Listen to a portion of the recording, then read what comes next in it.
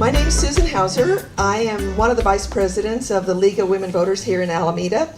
And on behalf of the League of Women Voters, we want to welcome you to this evening's Candidates Forum.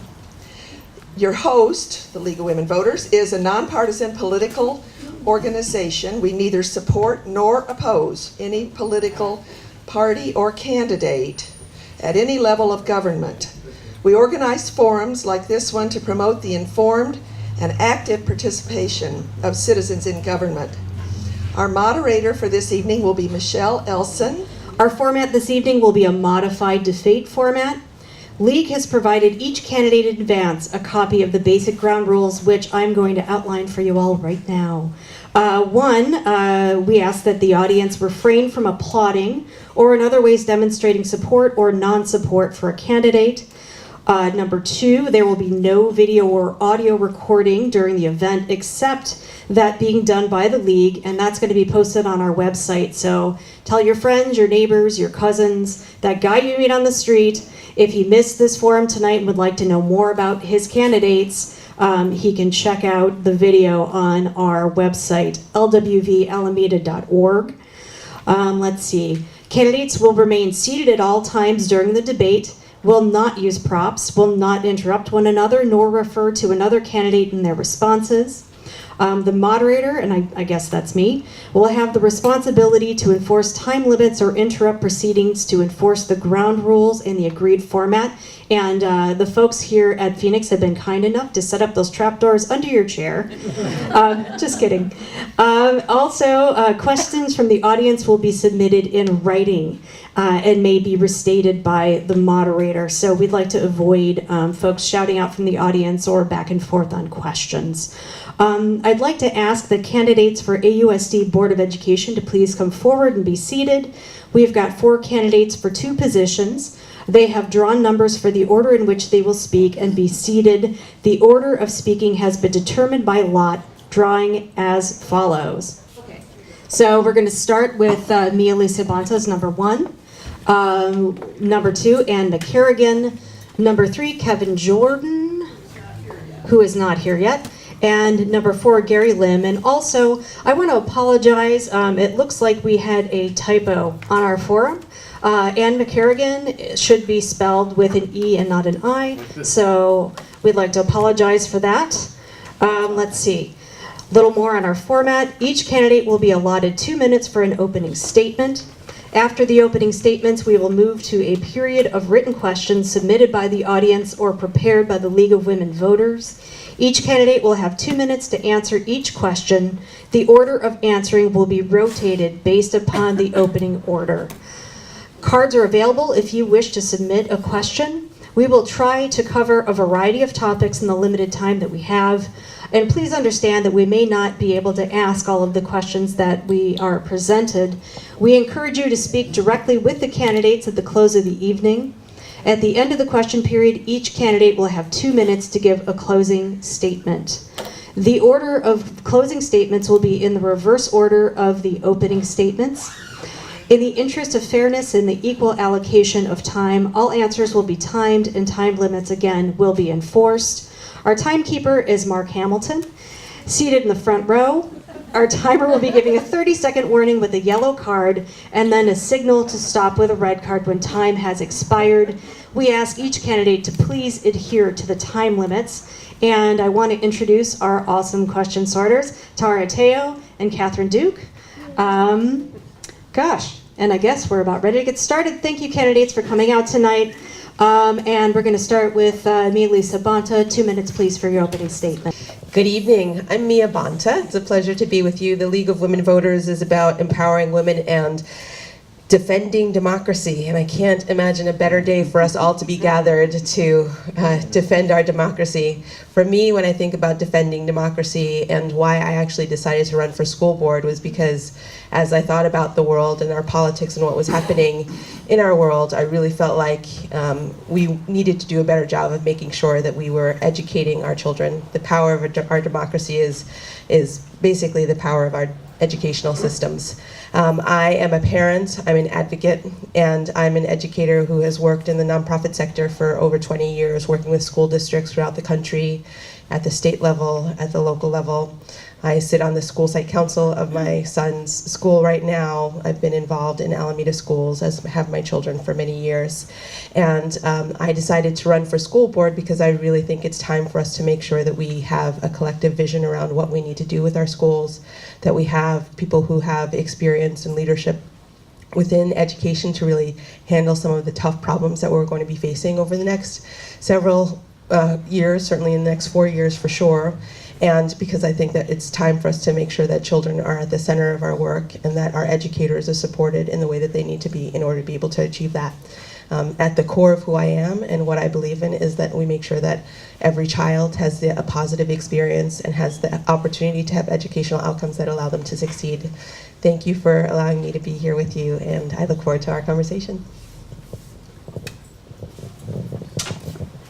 Good evening, I'm Ann McCarrigan, and first and foremost, I would like to thank the League of Women Voters for holding this event and many of the other forums and events that you do hold, making sure that our local voters are educated and that we get to learn so much and do so much work related to voting in our country as well.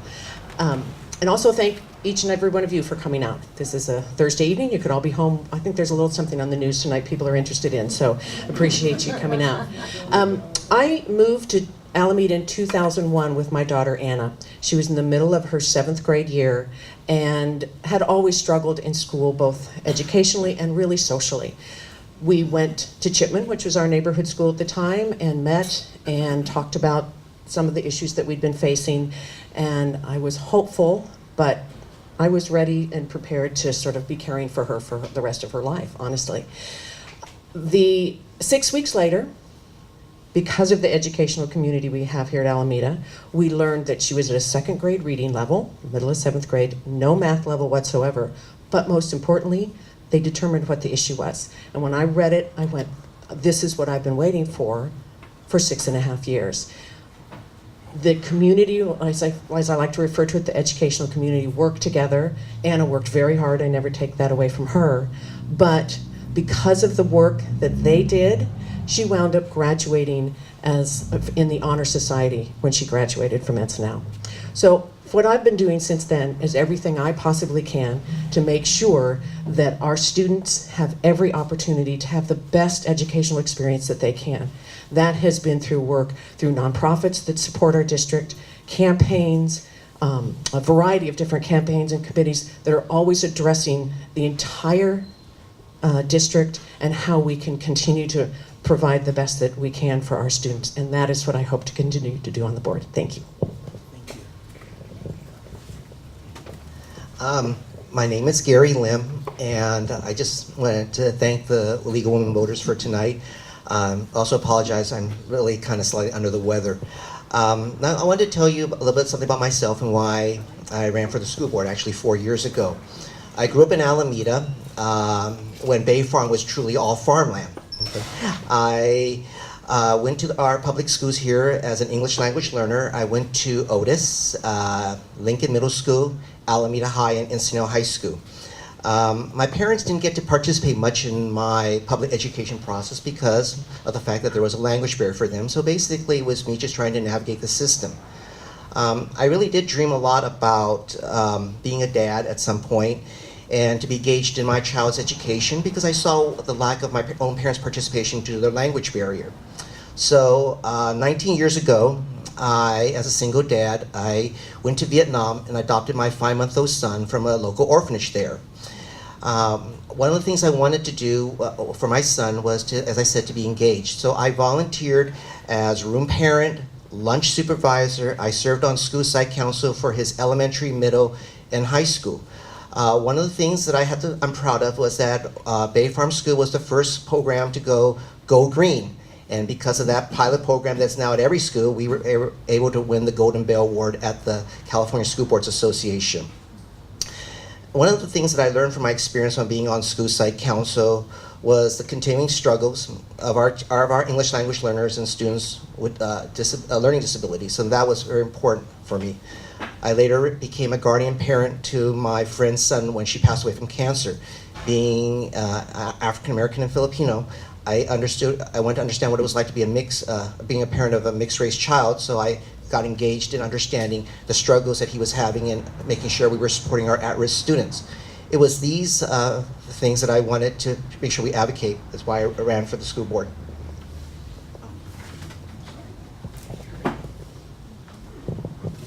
All right, thank you all for your opening statements. We will now move to the question period. Each candidate will be given 2 minutes to respond to each question. And we need those question cards, folks, so go ahead and bring those on up. Okay, I guess we can start with that. And then we can go ahead and bring those up to be sorted. Folks, if you have any questions, these two ladies right here will be collecting those, so go ahead and grab a card and pen from them, and they will be happy to hand that off to you. All right, so the first question, I think we're going to start with Anne. And the question is this: an advisory committee was recently appointed to consider the possibility of combining Alameda's 2 comprehensive high schools. What facts will you be looking for from the committee work that will inform your decision regarding consolidation?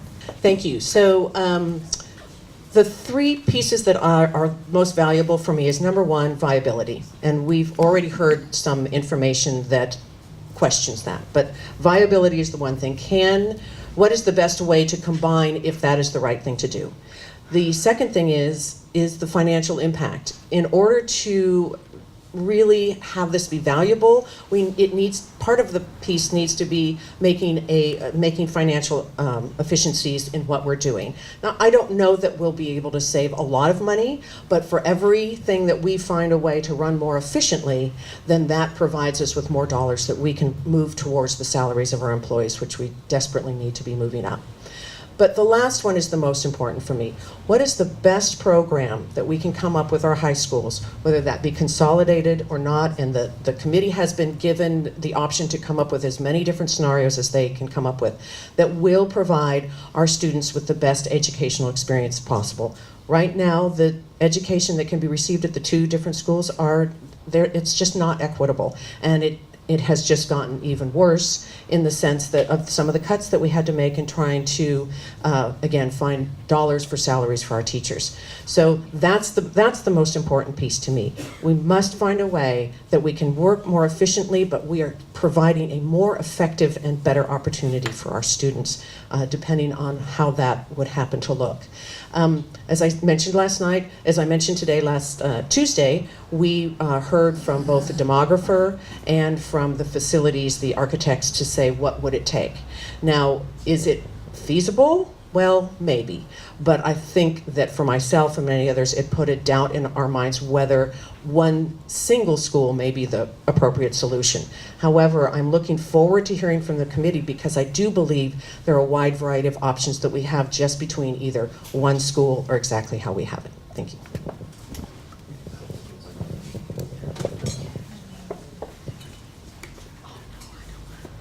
I'm just waiting for. Is it okay? Sure. Oh, okay. This issue obviously is very important to me. As I stated earlier, I went to both Alameda and Encino High School, and my boys went to both high schools respectively. One of the things that we've learned, as stated, was that information has come out from the demographer and also our architect. The first talked about the projections that were going to be coming forth for our high school population growth. In 2 years, the expected population will be for our high schools at 3,100. In 3 years, it's expected to go to 3,250. Under the architect's analysis, currently with the renovated historic Alameda High School, there's going to be 113 classrooms capable of fulfilling 2,826. Obviously, that's short of 3,100 in 2 years, and it's obviously even more short of 3,250. So one of my concerns is this: as I said at the last board meeting, I cannot support, or I believe that, a single high school location, because of the fact that given the space limitations that are currently proposed, okay, although it might be functionally possible, and again, functionally we probably could get 3,000 students in there, but is it an optimal environment for learning for the success of our students? One of the concerns that came out from the committee meeting that was presented by one of the high school students, that says that Alameda High School is already extremely cramped as it is during passing period. Could you imagine putting another 1,000 students on top of that? Well, one of the things I did was I went and visited another high school with over 3,000 students. That campus is spacious. Alameda High School is landlocked. That limits a lot of availability. So we have to look at that. And that was something that even the architect even concurred, that similar campuses are much larger for 3,000 students. Here, I'll take it. We're fine. We got this. So I actually get to chair the committee to consider high schools, where it'll actually be, I think the agenda is out for the next committee meeting, and we're actually going to be hopefully renaming the committee, which is something I advocated for pretty fiercely. I decided to become chair because I felt like it was very important that, because this is an issue of generations, and certainly generations past, and the legacy of both of those schools and the generations of our future, that it was, if we were going to really consider a singular option, that we needed to hold the brakes a little bit and make sure that we were really thinking about, first and foremost, what was best for our students, that we were building schools and an educational model that supported all of our children and made sure that they had a kind of educational experience that allowed them to be have a 21st century learning experience in our schools. So that's first and foremost. Are we going to be able to provide a 21st century learning experience for our children? The second, for me, is really looking at this whole issue through an equity lens. There's a lot of work that has been happening that really creates some inequity from the West End and the East End in terms of what's happening for kids. And I think that we can't look at this big issue around what needs to happen in our high schools without really diving into what that would look like for a child who is low income, for a child who has different kinds of learning needs, for a child who has just other issues that they need to focus on, and for a child who is accelerated. And the third issue for me is whether or not it's actually economically viable, right? So if we're going to hit the H-bomb in education in our city, it better be worth it from a financial perspective.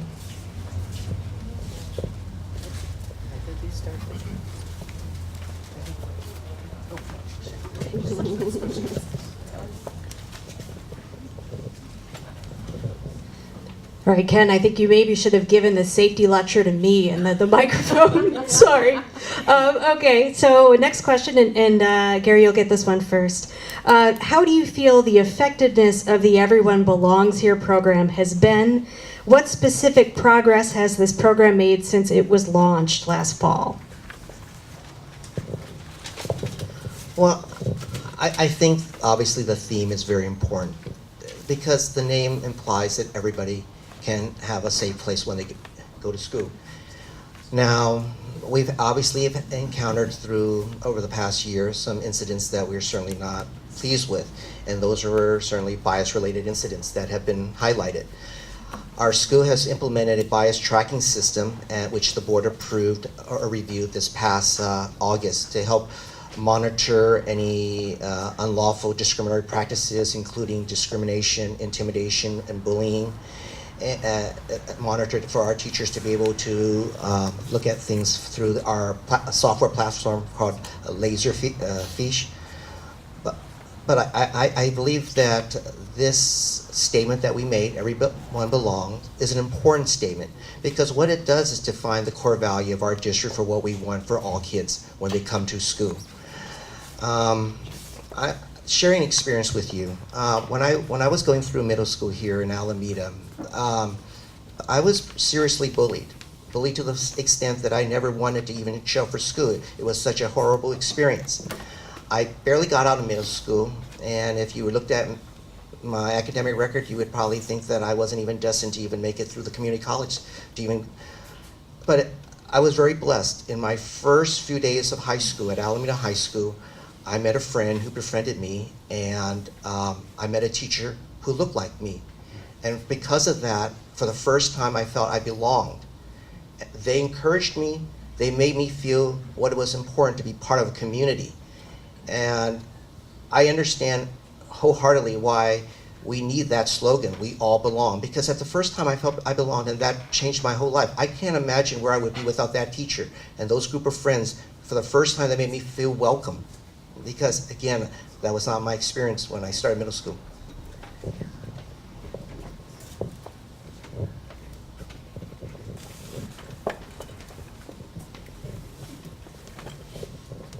Thank you.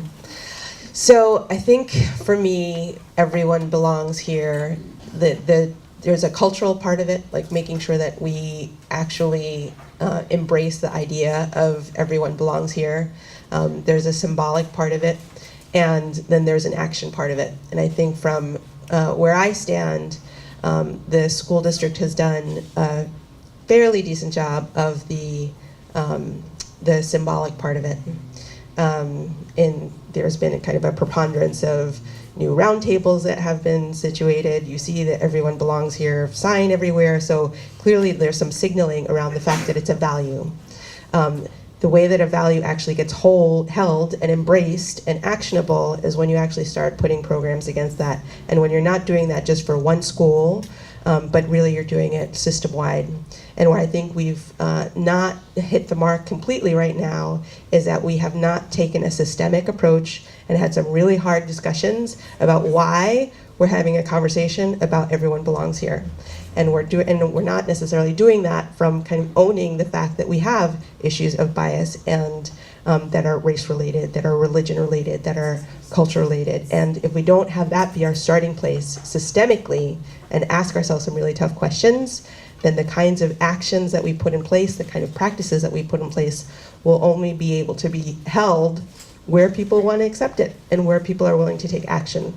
So I think we really need to have a systemic-wide approach. We've had some pilots happening. It's not enough, and we need to own where we are as a community and move from there. So some of the things that I love about the Everyone Belongs Here is how it came about, that these were really students working together to come up with a theme, because it was very important to them that everyone in our schools understood that this was the reality, that everyone belongs here. But at the same time, I think they also knew that it was something that was needed because everyone didn't feel like they belonged here. So I think that was very important. And when we did have some very disturbing incidents, especially around anti-Semitic behavior in Alameda High and around some of our other schools, for me, and as I spoke from the dais, I said, we have an option here. We can use the shield, which is the design behind it, to hide behind, oh, but look, everyone belongs here. Or those of us who are not facing the discrimination or feeling attacked or feeling unsafe can take arms and hold that up and say, wait a minute, everyone belongs here, and we are not going to allow this to continue in our schools. I think the other piece that frustrates me so much is this is a societal issue that we're having to face again, and I don't think I have to say to anyone in this room why we think that's happening. And it angers me that so much of it is happening at our schools, because not all of them are coming from our students. Our schools are having these impacts come to them from outside, and they are using the schools as a chalkboard, if you will, a place to paint this anger. I would love this to become much more of a citywide discussion rather than just our schools, but I'm proud of the discussions that we have in our schools. I think if you go to our website, you will find that there is an entire section related to anti-bias, what we are teaching, what the programs that our teachers have in order to bring to the students and the classrooms. And yes, we've done some corrective issues to create a better system so that we can catch and track. And what matters to me the most with that system is that we will be able to track that, and there will be board reports, and we'll be able to see which areas that it's affecting.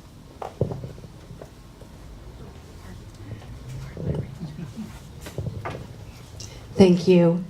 So as a sort of corollary to that, someone has asked, this past year there were a number of anti-Semitic incidents in Alameda High.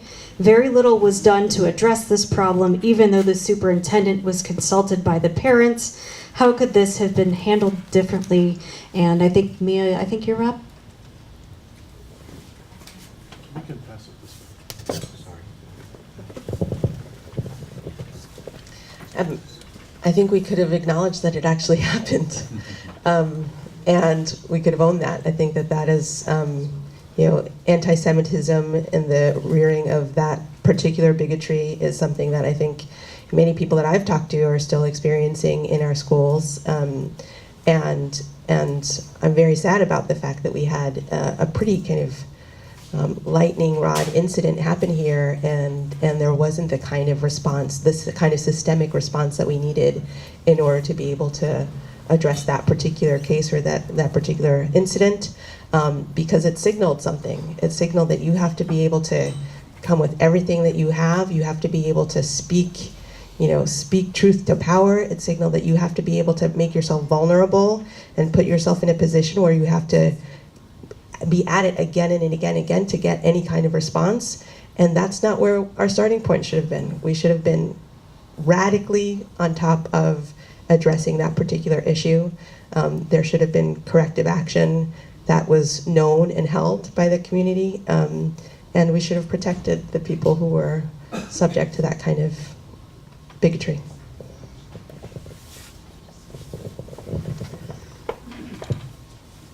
So this sort of goes back to what I was talking about before. I think it was an unfortunate surprise to many that this is an issue that our students and that our society is still facing once again. And when these differing items came to light, I think that could things have been handled better? I think that that's very clear. And I think the important thing is we can't necessarily go back and fix that, but that there have been new programs that have been put in place, new systems that have been put in place. It was very clear that there had been some systems there, and I think it's, again, bettering the fact that we need to make sure that everyone is following the systems. Part of the additions that we did that I think is important, we talked about it, is that we always had in the process that if there were incidents, it followed the who. It followed the student, it may have followed the teacher, it may have followed, but it was then somewhat covered. We couldn't pull any of that kind of data forward because a lot of that is protected data, which is why I was very pleased once again that we have a new tracking system that is now tracking incidents, and that we can go back and that we will be getting reports at the board at least every 6 months unless something arises that needs to be brought to our attention sooner, where we'll be able to look at the incidences and say, okay, do we have anything, are things happening at a particular school? Are things happening at a particular level? Are things happening to a particular group? So we can start making changes and focusing and seeing where corrective action still needs to be taken. But I very proudly and would say once again is that we will not be silent on this. For those who choose to follow this road of hate, they need to know that we consider it a road of ignorance and that we will not tolerate it and that we will call it out for what it is. And I think that's the most important thing that we need to be doing moving forward. Thank you. It's interesting that of this question. Last night I was at a board meeting and I spoke to my good friend Walt Jacobs, who first asked that same identical question. And I would have to agree with Walt's concerns that I was certainly, I'm disappointed that it appeared that our reaction was more reactive than proactive. I think that one of the things that came about that was the creation of the Jewish Roundtable that the board created to be able to educate staff in the district as to ways to address this. As I stated earlier, one of the things that came out about is our bias-related tracking and reporting system now to deal with it, and the measures that would come about on when it occurs, how to notify the community and the parent community, etc. At that time, as board president, on behalf of the entire board, we immediately made a denunciation of the incident at our first public meeting after we were made aware of that. But again, the incident allowed us to see the inadequacies of what was currently in place, to implement a system that now monitors everything so that we could be able to see ways that we could prevent these discriminatory practices from happening and how to curb that behavior.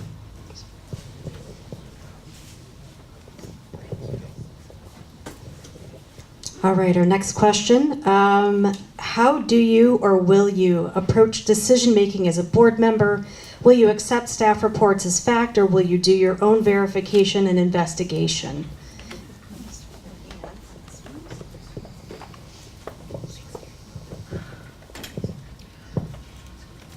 So that's a really interesting question, because I think the important role that you have as a school board member is when you get those reports, is that you're going and taking the time to meet with the different staff members that have produced the information. Ask the questions. What I like to do is ask questions that I know are important to me, and if there's anything that has come from the community, if there are special concerns that we're finding out where this data is. It is not the role of a school board member to be investigatory. That's just not the role and responsibility. It is our responsibility to be inquisitive and to make sure that the information being brought forward is accurate, and that you know, it passes the sniff test, if you will, and that you have a good understanding. There's for instance, I have a financial background, and so the financial information comes a little easier for me. I've been watching the budgets for many years. I do not have an educational background. So when some of the reports come forward about different educational programs, that's where it's important for me to go and talk to not only the staff that prepared that, but perhaps teachers that's what they're doing, so that I can connect those dots and make sure that we're headed in the right direction. Should we ever accept anything blindly? Absolutely not. But it is not my responsibility to audit financials. It's not my responsibility to go into that level, but I do need to be there and prepared and be ready to ask the questions that I think are valuable to our community, to our teachers, and to our students, and make sure that the bottom line of it is that the assets that are being used in order to either make that program move forward or not are being used wisely and to the best for our students. I believe that staff reports are just one viewpoint. I believe that it's important when a matter comes before the board to be thorough in our ability to understand the information presented to us, but also to solicit our stakeholders. I think that that's very key. Our stakeholders are our community, our teachers, our students, and those are important people that we're accountable to. So one of the things that was of a concern in the past was that the board might not seem independent, and that there was a perception long ago, before I ran, that sometimes decisions were rubber stamped. That was one thing that I certainly did not want to kind of continue a possible perception of. And so that during my 4 years, I thought it was important when I read what staff had to present, I would take the time to go and meet with teachers and students to get their perspective. Because I always believe that we're here at the end of the day to provide what is best for our students, first and foremost, whether that's through our parent input, our community members, such as in this high school engagement process, such as when the board looked at our enrollment policy that eventually changed, and that was different from what the staff had recommended, by being community engaged, bringing together students, our collective bargaining units, bringing together our teachers. We created a new enrollment policy that was much different than what has happened in the past. One of the things that I find common when I ask people, when was this policy created? They'll say, well, that was about 9 years ago. Well, I'm sorry, there's a new board and there's a new direction possibly, so we need to be open to our ability to adapt. I just by nature tend to not really accept anything as fact on its face. I think it is what the board is presented with is one particular reality, and I think it is the role of a board member to make sure that we have a very robust, multiple input perspective around any information that is presented. Because a lot of, I think, what the board needs to do, and where we really shine and enable us having the kind of educational system that we want, is when we start to ask the really tough questions. So not what's presented to us on paper, prima facie, but the double click down, I call it, right? So when we're given information about the rate of D's and F's that are going down at a particular high school, then the second question should be, well, what does that look like from a gender perspective? What does that look like from an ethnicity and race perspective? What does that look like for our low-income children? And those are the kinds of questions that I think really board members need to be able to push on in order that the whole community has very transparent information about what's really happening in our schools. That's the primary role of a school board member, is to be helping to generate policy based on the information that we receive. That information cannot be solely and exclusively through the lens of staff, and it actually needs to be, by virtue of the role that we're playing, needs to be generated by a broad swath of stakeholders throughout the community.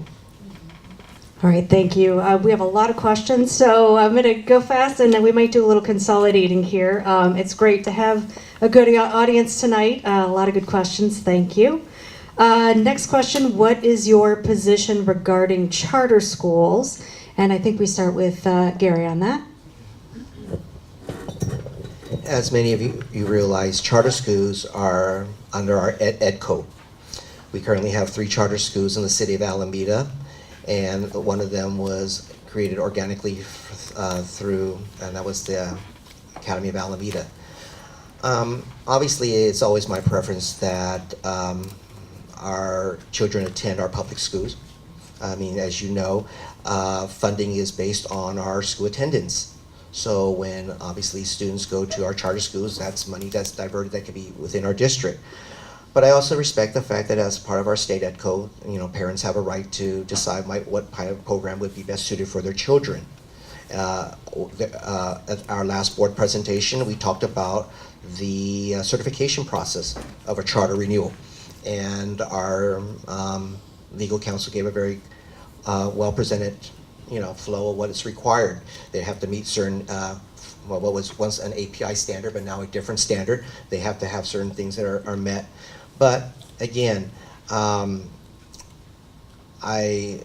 someone that's on the school board, you must follow the state ed code, of course.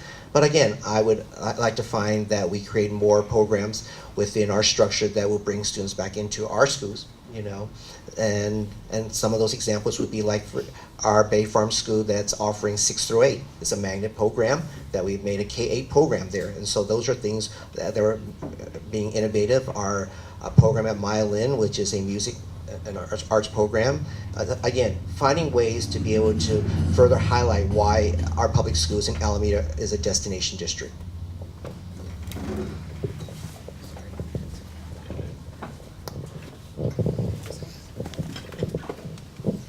Here's my position on charter schools. They're here. They've been here for 20 years. Our oldest charter has been here for 20 years in Alameda. And the same kids who attend those schools are the same kids that we play, that our kids play baseball with and basketball with and go to church with, and they are our kids. So the issue for me is less so kind of am I for or against charters, and recognizing the fact they're a part of our educational system. And in order for us to really be able to have a seamless educational system for any child on this island, I think particularly for charters, we need to make sure that there's a high level of accountability associated with that charter. Like Alameda is in a very unique situation where all of the charters that are on this island are actually authorized by the school district. That's not the case in Oakland or other places where you go where the state or the county is involved in making those decisions. So we have a different level of ownership and authority in relating to those charter schools first. Second is that I truly believe that it needs to be a level playing field so that we can make sure that our traditional public schools as well as our charter schools, children are having the same kind of experience. They're allowed to get into those schools under the same kinds of conditions. They're allowed to have access across the board. And I think particularly for our teachers and our educators, it's important that their kind of work environments that are within charter schools are also beneficial and supportive of them, and that our teachers have the ability to bargain in those environments. So they're here to stay. I think we need to do a better job of integrating the children who are a part of those schools, and we need to take more ownership over the fact that they're a part of our school system. So as a board member, I think for me, the most important thing is it doesn't matter how I feel about it.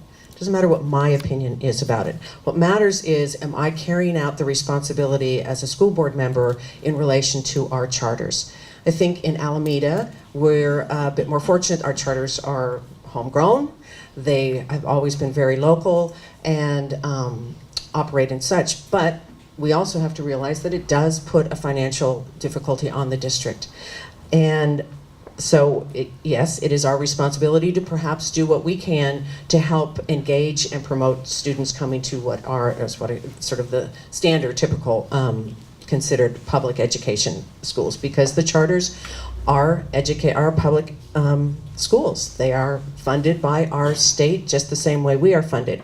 I think that's where some of the differentials that as a board member, I would want to continue to working through advocacy, working with our county and state board association to, as stated earlier, to even the playing field. There are financial responsibilities and reporting responsibilities, special ed responsibilities, a lot of different things that the traditional public schools are required to shoulder that the charter schools are not, and that then again that's just not fair or equal. The other thing is the most important thing is to carry out my responsibility, which now we are doing some reviews of charters, and that's looking at that. Are they following their charter?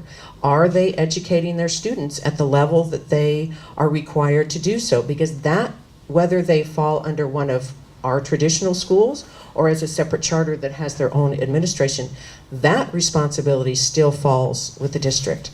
So for me, it's really doing what we can to work best together. It does not benefit any of our students to have us at odds, but to always work on behalf of our traditionally district schools, because that's what my responsibility is.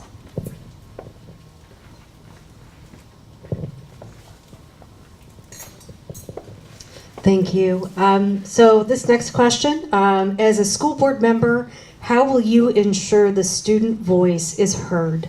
So, I mean, this is my passion point. I started out in the work that I did as a community activist out of college, working with 7 to 14 years old, and their teachers and their primary counselors were high school students and college students. And I was just fresh out of college, and it was super critical for us to be able to shape and own the educational process for the children that we were supporting.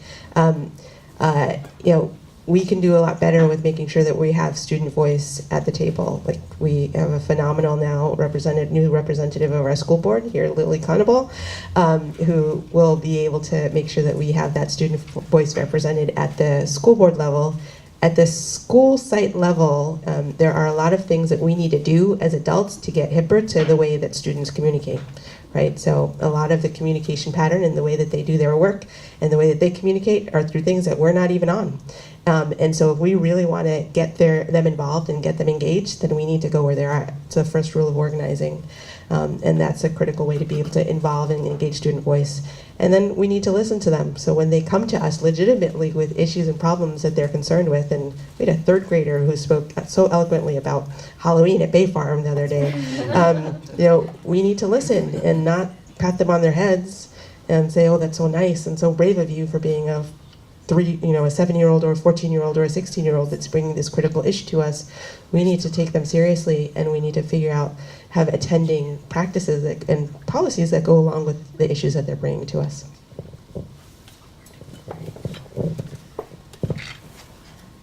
I am so amazed with the current generation that are at the high school level, and they're facing things that we never had to face. How many of us had to worry about whether they would be killed when they went to school today, or that they would watch their friend die at their school, or any of those things?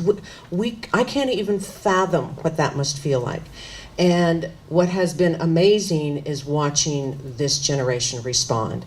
And what I spoke from the dais and said, it is our time to stand up and say, we did this. These are problems that we have developed because we didn't stand up and fight for the right thing. So now what's most important is that we need to make sure that it is their voice, that we give every opportunity that we can, that we're holding the microphone for them. I can remember when the students were getting ready to do a march. They stepped out of school. They were ready to march because of what happened in Parkland, Florida. And I heard immediately on social media adults jumping in, well, we need to tell them to do this, and we need to tell them to do that, and we need to tell them to do this. And I said, no, we don't need to tell them to do anything. We need to do what we haven't been doing for years. We need to sit down and we need to listen to what they have to say, because we have no idea. Now, what we've done on a board level is we've made sure that whenever there have been committees that we have included high school students. The committee on high schools itself was expanded because when the applications first went out, it maybe really did not get out to the students as well, and that's when they were in the middle of going through finals, and we only had 2 students apply. So the board expanded that and so that we could allow at least another 4 students to apply. And what was so impressive is we had 20 students apply. There were 40 adults that applied for this, and we had 20 students come forward and really work. So I think that's part of it, is always looking at ways that we can continue to let them be the speakers and that we are being the listeners.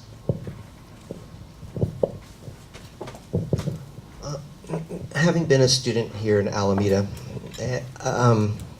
it's very important that the student voice is heard. I'd like to share a little bit of my own experience. When I was here for middle school, we had a civics project that required us to attend a public meeting. All the rest of the students went to city council. I chose school board for whatever reason. I did. I think I was the only one. It was in February, and I was the only one that showed up to write my real synopsis of it. I ended up going from February all the way through June because of the graciousness of the board members at that time, who took an interest as the fact that I invited me to attend and continue attending. I will never forget those 3 people. They were Barbara Borden, Lois Hanna, and Ann Muir. And at the end of my experience, they would always ask me during a presentation, Gary, what do you think out there, since you're the only student here? And back then, we did not have student board members, too. And on the final day in June, and I had gone there because one of the board members lived very close to me and offered to take me. Again, I told you my parents were immigrants, and so they were never able to take me to this event, and so this board member took it upon her to drive me there. And they said these words to me. They said, Gary, maybe someday when you go off to college and you come back, you'll pick Alameda to live, and someday if you have kids and you are in the community, you'll think about maybe being in this position here to advocate for students, just like you were advocating for the last 3 months here. And for me, those words left a lasting impression. I know that they might have had different opinions, which I learned over that 3-month period, but they were always very gracious to me in soliciting my comment. And for me, being a part of having student engagement is important, and that's my first-hand experience. As stated, I'm proud of the committees that we've had that brought forth students, the homework committee, the dress code committee, all those important aspects of student participation. Yeah, I don't know who. Thank you. I'm the 4th person who gets the microphone all the time. Okay. So we've got 2 more questions and then closing statements, and you guys are off the hook. You've been very gracious. Thank you very much. What do you feel is the greatest challenge facing the district? Well, I think the greatest issue facing the district is funding. And the result of that is the most important thing, I think, that needs to be addressed, or continue to be addressed because of the work that was done in the spring. And that is bringing our teacher salaries to a level that is much closer to the median of Alameda. One of the greatest things that I've always felt that Alameda had was teachers that came in and staff that came in. They came in as employees. They started working at Alameda. It may not have been their first job as teaching or staff, but they came in and then they turned it into a career. And I think a lot of that has to do with how that educational community has always worked together, how they believe in taking care of the student, how they want to do well for the community. And we're losing that, because we now have teachers coming in and we're the lowest paid salaries in the county. They come because they hear about how great Alameda is and these great programs that we have, which is all very true. And they go through a training program for maybe 3 to 4 years, and then they cannot afford to live here any longer. And the reality is they can go down the road 10, 15 miles, maybe a little further, and make $10, $15, $20,000 or more a year. And who can blame them for that? Because it's not that they're making an exorbitant amount of money now and oh, this is some extra, you know. Our teachers are sharing rooms. I mean, this is just not appropriate, and we need to continue to find a way to encourage our teachers to stay. And the reality is they deserve this.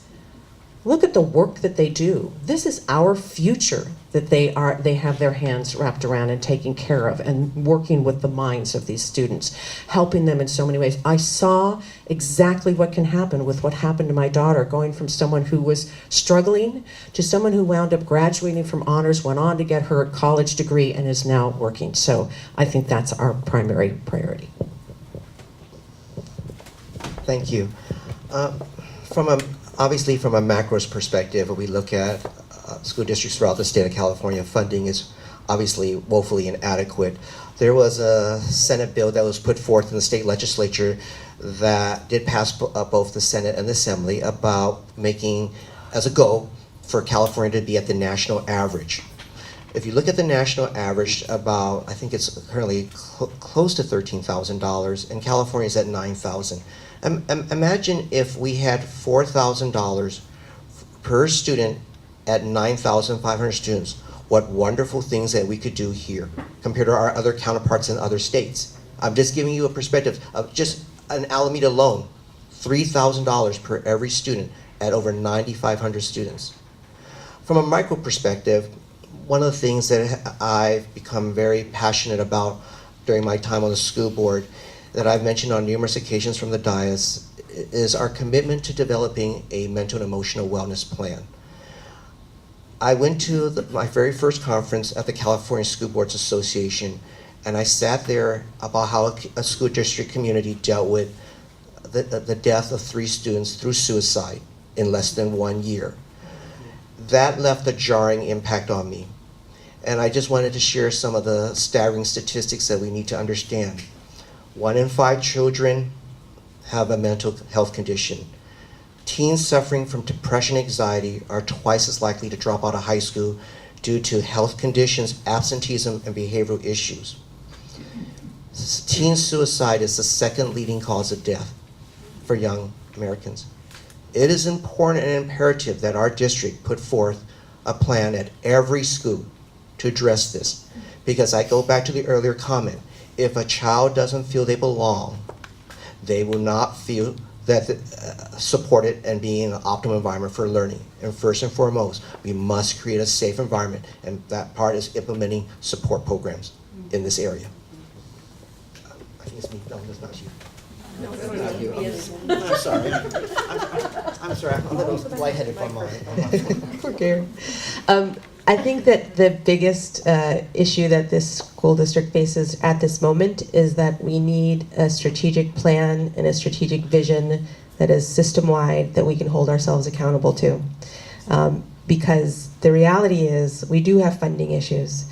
We do have to think about kind of potential tsunamis, like the fact that over time we might have some declining enrollment, the fact that over time we might have to have even fewer resources, the fact that we need to be able to, in our budgets, the fact that we need to be able to be super proactive around reform around Prop 13.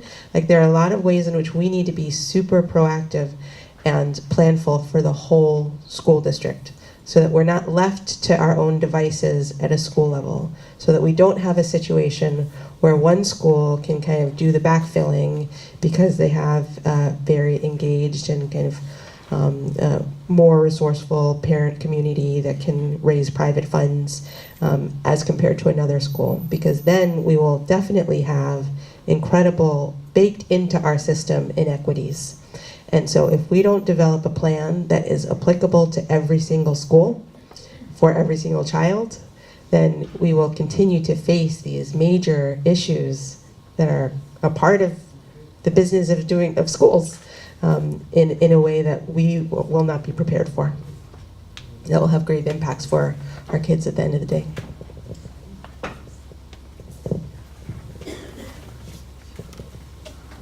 Okay, now our final question. I think we've already gotten past the "do you believe our schools are adequately funded" piece of this. So we'll move on to what ideas do you have to save or provide more funding?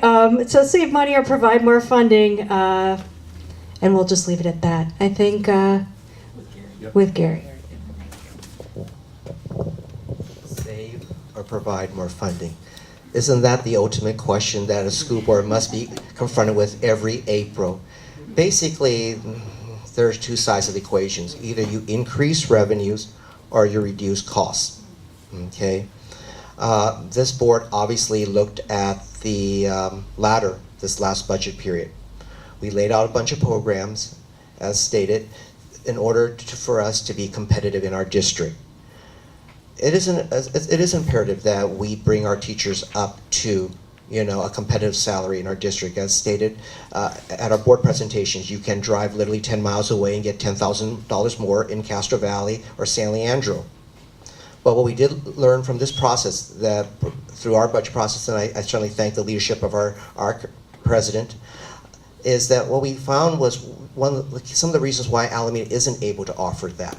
Because we had to compare ourselves to the other districts. And we talk about the county average, we need to know what other schools are doing in the county. And three things that we came up with was this. Number one, Alameda has a larger, we have a lower class size ratio than all our counterparts. The three highest paying school districts, I think, if I can recall, were New Haven, Fremont, and Pleasanton. Their class size ratios are 22-1. Alameda, is at 18-1, okay? Based on the budget presentation, if we were not to do anything else, and we were to shift to their class size ratio, that was about a 7% increase in our teacher salary, without doing anything else. So the other thing was that we have more facilities. So these are the things that I encourage the community to get engaged with. I'm very proud of the process that we put forth, thanks to our president, that made this public to all our stakeholders to be able to be engaged and to participate in the discussion so that our board members knew. We conducted numerous workshops so that we could understand your value. We wanted just to give you the facts on why we were not the county average, and that elicited our conversation.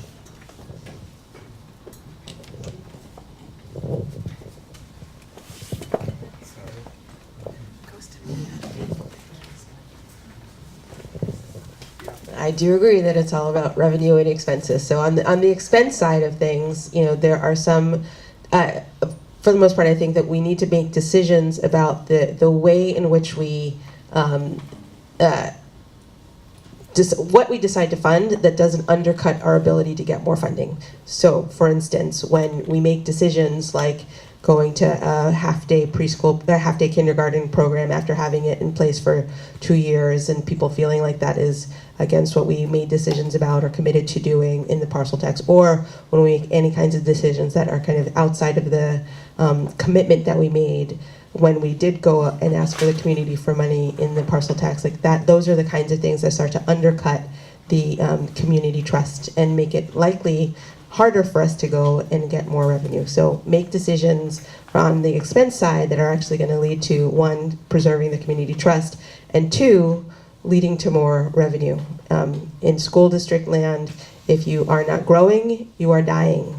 And so we need to make sure that we keep the students that we have, that we make sure to get more students in our school district. And on the revenue side, I'm a nonprofit director. I spend all my time fundraising. And I think that it's interesting that down the road in a school district like New Haven Unified School District, they were able to get a $30 million grant to support whole district reform around personalization. And that is not even something that entered into the orbit of possibility for Alameda. Why?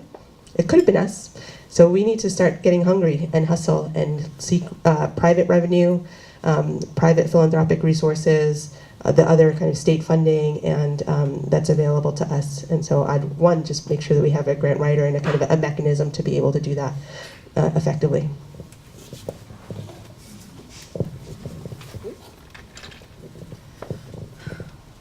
So here's, for me, the reality. As I've been stating, one of the largest problems that we have is really how our teachers are nowhere near paid to what the average is for Alameda. So at the very least, we would need to raise their salaries 11% to get them to Alameda County average, and at approximately $700,000 to $800,000 for each 1% increment. I mean, we're talking about a substantial amount of money. And for me, if we don't have high quality teachers that are staying here for a long time, it kind of isn't going to matter what kind of programs we have. So yes, we have to be, number one, we have to continue to try to make cuts where we have. I think at this point, we've made all the major ones that needed to be made. Not a single board member was happy to make any of those cuts, but we are constantly being faced with the fact of what's the least damage that we can do and still be able to provide our employees a decent salary.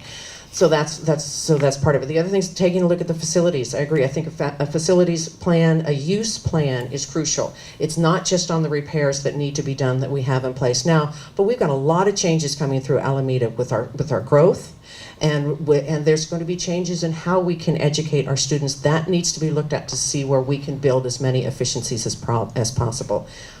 But the reality is the gap between what we need and what we get is growing every year. We've not even begun to see some of the impacts that we're going to have as the PERS and STIRS, the pension fund impact starts hitting our local district. So I think advocacy is the other thing. Yes, we need to be as creative as we can, but we're fairly limited, and grant writing would be great, and that could possibly get us something. But with our district makeup, it does make it a little harder. Should we still be doing it? Yes. But most importantly, we have got to be working with our fellow board members outside of Alameda and throughout the state to start pushing legislation up so that we can recognize the importance of our public education. Okay, that concludes our questions. And now we are going to move on to our 2-minute closing statements. And Gary, you get to go first again. I wanted to thank you tonight, and I'm sorry that I wasn't standing much. I'm feeling a little lightheaded this evening, so I literally took your instructions when you said stay in your seat. So anyway, I never really saw myself in public office or ever being elected. Honestly, I didn't, you know. But through my experience, I saw the struggles firsthand of what immigrant parents are going through and the challenges in being involved in their child's education, both personally and as a room parent, you know. I wanted to make sure that these parents and families had a voice, that they understood how to be engaged in their child's education. From personal experience, I wish that my parents could have been. As I stated earlier, I was pretty horribly bullied in middle school, but I was ashamed to tell my parents about it because I didn't know how they were going to communicate. And so I basically took it every day. And that's why I said it earlier, how important it is to feel that you belong. It wasn't until high school when I met a teacher who looked like me. I remember to this day, his name is Mr. Dare. Mr. Dare made me feel like I belonged finally, and that meant the greatest difference. I gained confidence, I felt empowered for the first time, and I became very successful. Believe me, if you saw this student in middle school and you saw me in high school, you thought they were two separate people, completely. I mean, seriously. One of my top priorities is to, as I stated earlier, is to focus on a mental and emotional wellness, because that deals with the health of our kids, to make sure they come to school and they feel empowered to learn. Lastly, 4 years ago, when many of the questionnaires that I got at forums was talking about the strained relationships with our collective bargaining units and the community. I think in 4 years we've traveled a long way. We have labor peace, we have engaged our community, we've been forthright with our budget process, and we've had numerous committees. So I just wanted to continue to run to advocate for these principles that I believe in. Thank you.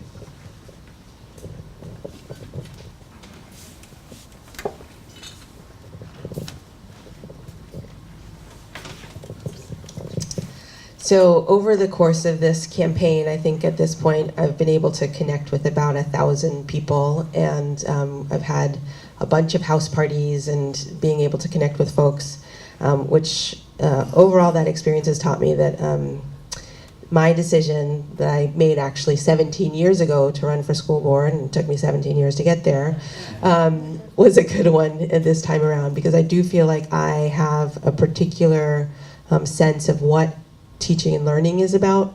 I definitely come from the experience of what it is to struggle and to be able to succeed and have the pathway to that success be through education. And I definitely know what it's like to have working families who are struggling every single day to make sure that they can provide the best opportunities for their children. And in Alameda, you know, our demographics are changing. And so it is the reality that 30% of our 7th graders don't have have breakfast every single day. And we need to do something about that. And we need people who are able to really understand what people are struggling with and translate that into policy, and that can support the kinds of actions that the school district needs to take. I feel very fortunate to have been endorsed by 2 of the school board members currently. Gray Harris and Jen Williams have endorsed my campaign, which I think speaks volumes about what they would like to see and what we would all like to see on the school board. I've been endorsed by the City of Alameda Democratic Club, the Democratic Party, the Alameda County Democratic Party, and by many of the Democratic parties who are kind of voiceless right now, the LGBTQ Democratic Party, Young Black Dems. So please go to my website and check out the additional information, or more importantly, go to Voters Edge and check out the information that's there. I want to say that this, I really feel like I could have, I waited a long time, and I waited until I knew that I could handle and manage the responsibilities that come with giving everything that I have to the school board and our children and our educators. So I thank you for your time and look forward to the rest of this campaign. So as I mentioned in my opening, I had a real reason to give back, and I started giving back in 2003 and have basically worked continually over the last 15 years to do everything that I possibly can to help make sure that our students get the best opportunity that they can. And I think what sort of differentiates me from others is that everything that I've done has always been working at the district as a whole. I was on the Alameda Education Foundation for 13 years, and that is something we serve every school in the district. While I was president, we held an incredible meeting at Haight School when we had our first major cuts coming down, and that is where a parcel tax came out of. That's where the lawsuit came from, gathering people together and talking with one another. We also did the Education is Too Valuable to Throw Away campaign. Since then, I have literally worked for hundreds upon hundreds upon hundreds of hours on our parcel tax. I have phone banked, I have knocked on doors, I have street captained for every single parcel tax campaign that we've had from 2008 forward. And I also was the fundraising chair for Measures E and A, where I worked to raise over $300,000 to make sure that we could keep the funding that we needed or get as much as possible for our students. And in that opportunity was the opportunity to really be getting to know Alamedans, because I was talking with people everywhere about the importance of our schools and what these different aspects will bring.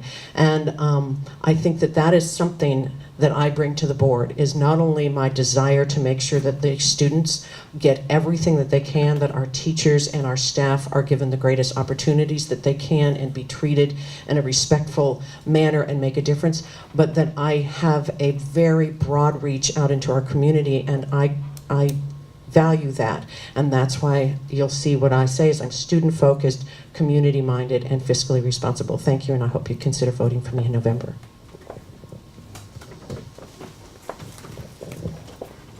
Again, thank you all very much for coming out tonight, and give a big hand. This is not easy to do, folks.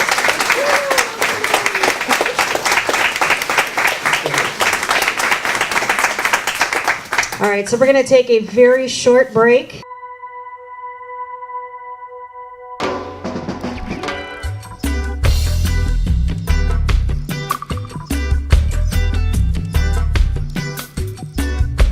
All right, so I am going to introduce your candidates for City of Alameda Healthcare District short-term position, Mike McMahon and Dennis Papalardo.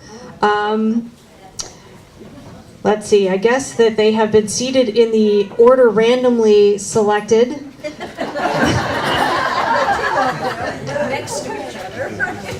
All right, and we're going to give each of you 2 minutes for your opening statement. So, Mike, I guess you're first. So in the interest of time and the fact that it's a late at night, I would encourage you all to go to Voter's Edge, go to the candidates list, go to the Office of Short-Term Historical Director, and you'll get my priorities. Thank you. Good evening, I'm Dennis Papalardo. I am an attorney by day. I represent injured workers. I'm also one of your representatives on the City of Alameda Healthcare District Board. I was appointed in May of 2017 after another member resigned and a vacancy opened up. I'm proud of what we've accomplished during my time on the board. First, contracts were signed by Alameda Health Systems with all the major health insurance providers, so now all Alamedans have access to all programs and doctors at the hospital. Secondly, we have begun the process for compliance with the State of California 2020 seismic standards. So that's moving forward and will happen. We have commissioned a study to plan and prepare for the 2030 state seismic standards to ensure that we continue to have access to a hospital on our island going forward.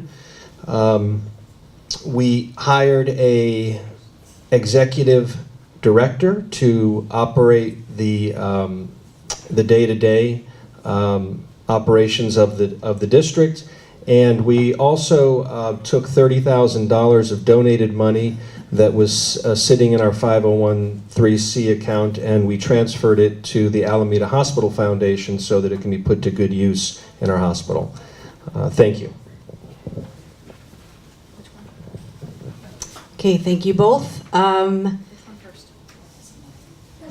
Terrific. Thank you so much. I'll probably do both of them. All right, so we're going to move on to the questions. How much of your attention is or will be focused on Alameda Hospital operations, and how much on broader issues of community health? And we're going to let Dennis go first since Mike got the first opening statement. Thank you. Well, I think they're both very important. As far as hospital operations, as many of you probably know, the county, Alameda Health Systems, runs the day-to-day operations. So we're able to push back and advocate for issues that we think are important with the day-to-day operations, but that's run by Alameda Health Systems. As far as community outreach, I think that's an important part of the district, especially with our vulnerable population, and I am in favor of using district money for outreach programs.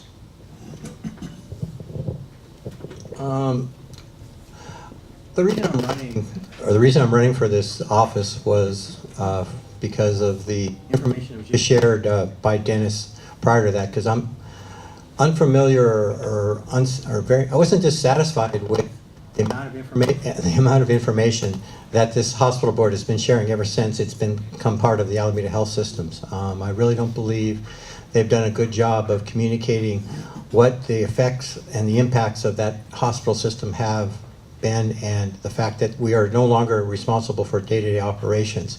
And it was merely in order to bring to light what's going on. I mean, I don't really have any specific agenda or program to change that, other than the fact that if you look at my 12 years on the school board, what I was capable of doing was, in fact, communicating with the community about what's happening. So when the hospital board is looking at a $200,000 study to look at the strategic options that are available and on the table, I don't think anybody in this room knew that that's on the table. $200,000 is a lot of money. The paying for the executive director is a lot of money. I'm not sure where that's coming from in the $5 million of parcel tax money that we get every year, but I'm sure they'll find the place where it's coming from. Thank you. So I'm going to hang on to that one for a second. What is the plan for making sure Alameda Hospital is able to meet seismic safety standards in the future? Where will the money come from?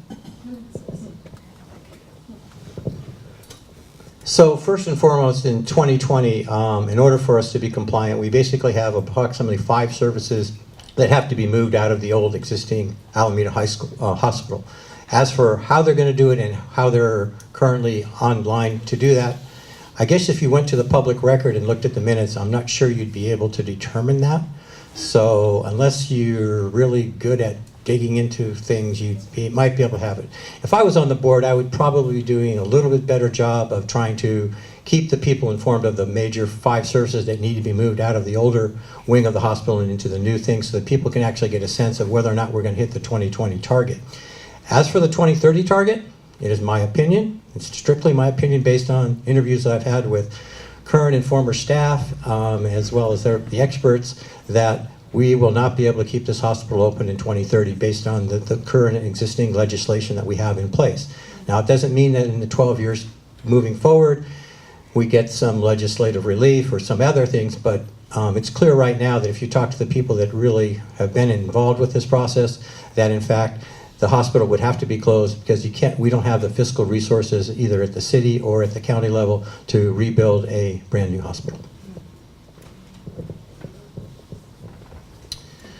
So the 2020 seismic compliance as part of the joint powers agreement that we have with AHS is being paid for by them. And that's already underway. It's going to cost about $20 million, but they are committed by the JPA to do that. The 2030 seismic compliance is obviously a much bigger issue because the JPA does not speak to how that's going to happen. Alameda Health Systems is not required to pay for that. So that's one of the reasons why we have commissioned this study. It is a costly study, it's not cheap, but it's important because it's our hospital's future that's at stake here. And what we expect the study to provide us is various options going forward. For instance, continuing to operate with AHS as part of the JPA, or without AHS, which probably means a different partner, and what those options would cost and where that money might come from. And this is something that we need to start talking about now as a community. And the board intends to start meeting with leaders in the city, stakeholders, and start talking about 2030 and how we're going to plan for it going forward. I believe we can still have a hospital here after 2030. It may not look like the current hospital. It may not have 100 acute care beds, but I think we can do it, and I think we can keep an emergency department open here beyond 2030, and that's my hope. Thank you. What is your perspective on the hiring of an executive director? How might this change your role as a board member or not change it? I think it's me. No, I'm first. Or is it you? No. I'm first, I think. Oh, okay, go ahead. That's fine. You actually deal with her, so I well, no, that's such an unfair comment. Actually, the hiring of the executive director by the board was actually one of the smartest things they could have done. They hired Debbie Stebbins, who was the former CEO and who was intimately involved with the actual crafting of the JPA. So if there's anyone able to, in fact, ensure that the JPA is followed and is able to be enforced properly so that we do get our 2020 standards met, she's the right person because she knows intimately what's going on. As for the rest of it, once again, I'm just going to go back since I got time to point out that if I had not filed papers, you would have had 4 board members run unopposed, not be on the ballot, not have this conversation, and I'm sure there's people in this room who are beginning to understand that 2030 is not going to be an easy issue to deal with. I mean, I dealt with a 12-year timeline when it came to Nickleby when I got on the board in 2002, where we had to have 100% compliance of students reaching 100% achievement. So, well, we said, oh, that's 12 years in the future, don't worry about it. And little did we realize that, you know, as the years ticked off, that we began to have policy implications and issues that basically closed schools that were out of our control. So I applaud the board for what they're doing. We need to hold their feet to the fire and ensure that they do engage the community, because up until now, the last 4 years, I would say their track record has been very, very poor. So I think the question was about the executive director. I supported her hiring. I voted for it. I voted for creating that position. We're very lucky to have the person in that job that we do, Ms. Stebbins. She's excellent. But I think it was important to create the position because we had no one running the day-to-day operations of the board. It's difficult for a volunteer board who, you know, we're all busy, we all have day jobs, we all have families. It's difficult for a volunteer board to then try to operate a district. If you look at the other boards in the city council, the planning board, the school board, they're not handling the day-to-day operations. So it made perfect sense to us to have somebody doing that, especially with the issues that we have facing us in 2020 and 2030. Thank you. Next question. What does the health system balance sheet look like? Are we healthy? If not, what is the long-term prospect to the health system?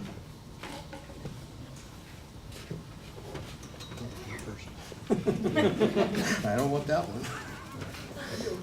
Could you, I didn't catch everything you said, I'm sorry, would you mind repeating it? Sure. So to restate the question, what does the health system balance sheet look like? Are we healthy? If not, what is the long-term prospect for the health system?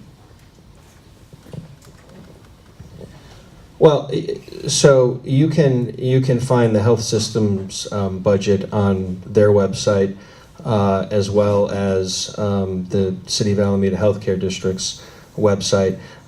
It is healthy currently. They're not operating at a loss. There's money there.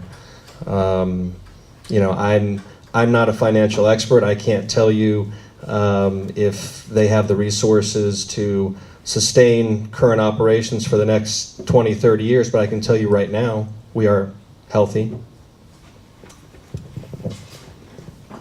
I'll take your word for it. And I honestly have no clue as to what they're doing and how much money they have. I guess the one thing I would point out is that I had the same level of ignorance or lack of knowledge when I joined the school board 12 years ago, and through my efforts became pretty well versed in all of the things that financial and fiscal is, so it relates. So as if I ever were to win an election again, which is probably not likely, but you know, things can happen. They say there's a chance that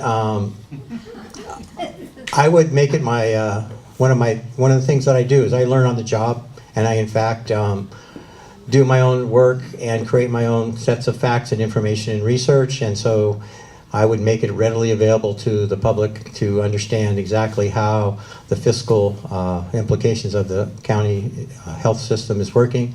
It's my understanding that the Alameda County Health System program is a model for the state and for the countries, and so I'm proud of that.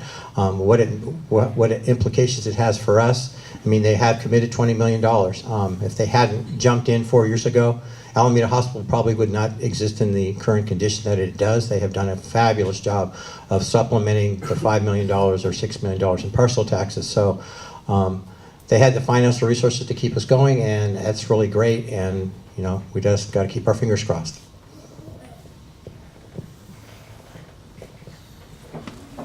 All right, here's our next question. Our foster son has medical and needs physical therapy after surgery on his leg. He is 21 and will have coverage until he is 26. Alameda Hospital, indeed, no other physical therapist will take, Medi-Cal. I apologize. All right, so let me restate that question. Our foster son has Medi-Cal and needs physical therapy after surgery on his leg. He is 21 and will have coverage until he is 26. Alameda Hospital, and indeed no other physical therapist will take Medi-Cal. How do we match coverage with access? I have no idea.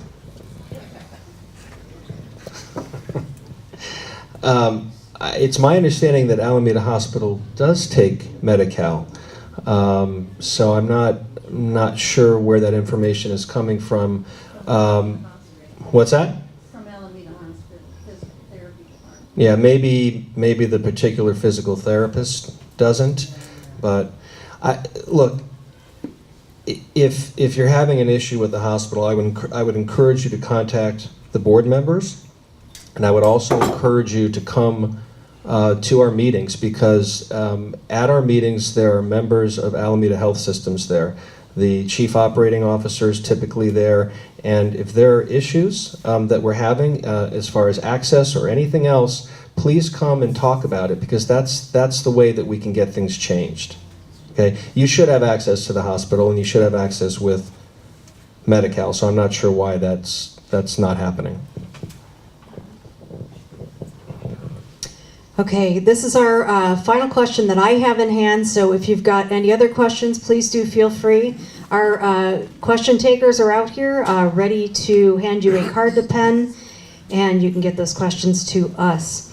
How are the changing demographics of Alameda affecting the district board's planning for the future? Well, I can tell you something that we're very focused on is the fact that we have an aging population here.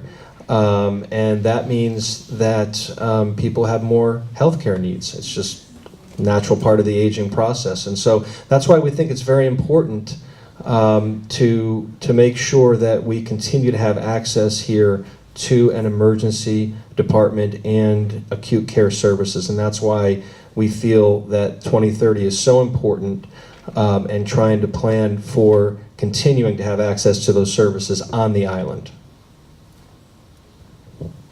Can you repeat the question again, Tim? Sure. How are the changing demographics of Alameda affecting the district board's planning for the future? I think Dennis has already pointed out that the hospital board's role is really a oversight capacity when it comes to the parcel tax.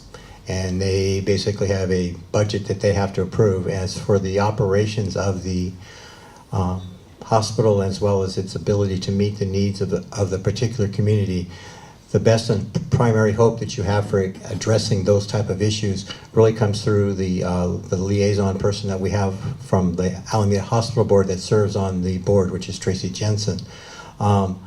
To what degree she would have influence, considering how big that system is when you look at Highland Hospital, San Leandro Hospital, and some of the others. It would be a significant challenge for us to gain any visibility, to make any visible changes to the hospital based on my current knowledge of how decisions are made in that system. So I would say we have little or no hope for doing that, but that's my cynic in me, so I'll just let it go with that.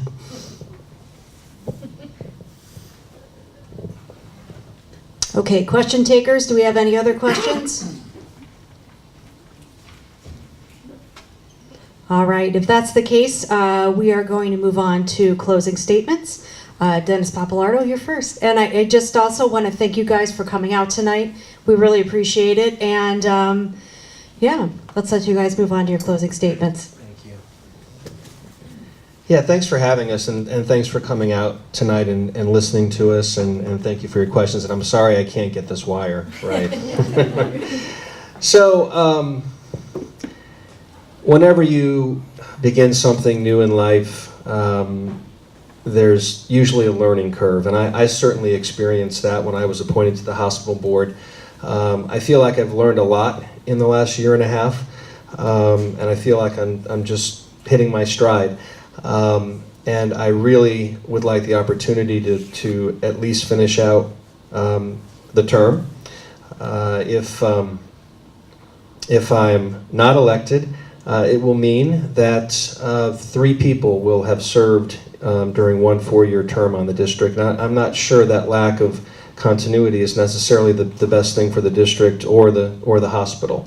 I like to think I've earned the opportunity. I've worked hard since my time on the board. I've attended all the meetings. I've read all the materials. I've been engaged. I've worked well with my other board members. I'm endorsed by 3 of the 4 other board members, including the presidents of the board. I think we're at a critical juncture with regard to the hospital, and whether or not we're going to continue to have a hospital here beyond 2030. There's a lot of hard work to do, and I'm prepared to do it, and I appreciate your support. Thank you. So I think my record as a school board member pretty much exemplifies why I would best serve the community in a capacity of serving on the hospital board. Maybe not in this 2-year term. I mean, if Dennis is held accountable for what he just committed to, as well as the board, I won't come back in 2 years and challenge the board to continue to start doing the work they committed to. They adopted a mission statement 4 years ago that basically said one of the primary things they were going to do was communicate about the use of the parcel tax. In 4 years, I have not seen one single communication related to how the parcel tax money is being spent. So maybe I'm just not aware or not paying attention, but I think the fact that I took the time to run in my 10th election, whatever it is, and just to raise this issue, because I mean, ultimately, I've been involved in this process for the better part of 20 years. I ran first in '94, and it's been primarily as a community service. And I think that I hopefully have raised the awareness and consciousness as it relates to the challenges facing this hospital board and district in the coming 12 years. So if in 2 years things don't get any better, I'll probably pull papers again and challenge my next door neighbor, Mike Williams. But I will continue to at least try to bring some visibility to this office, because the last election no one ran against the 2 things and we didn't hear about it. And like I say, I'm still mystified as to how the $20 million is going to be spent for the completion of the 2020 transition. And so information like that, I have made it readily available on my website personally, and I spent the time and energy to do it, and I would do that in my capacity if you elect me. Thank you very much. And go to Voter's Edge, because I filled out my form. You guys got out a little ahead of me there. Go ahead and give these guys a hand. Thank you so much.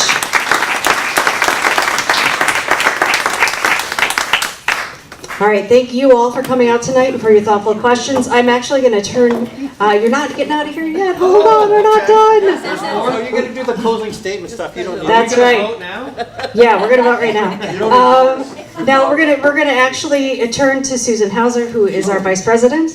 Well, I'm one of the vice presidents, but anyway, here's my message. Be sure you go to the polls and vote on Tuesday, November 6th, or complete and return your mail-in ballot prior to the 6th. We are the League of Women Voters, after all. We encourage you to check on the League's voter education website, which is www.votersedge.org, for more in-depth information about the candidates and the ballot measures. You can also obtain the address of your polling place at this website, as well as on the back cover of your voter booklet. Membership in the League is open to all men and women who would like to become active, informed, politically effective members of their community. Please call the League of Women Voters for further information. Finally, thank you for all your participation tonight, and remember to vote. Good evening. Oh, Ken's holding up. He's got Voters Edge bookmarks to give out. The next forums are, well, they're posted. The forums. Yeah, they're posted. There's a big chart as you go out the door that shows. The next one is next Wednesday, I believe, at the Elks Lodge. And that is the city council. No, that's the mayoral candidates and some of the ballot measures. So thank you all very much.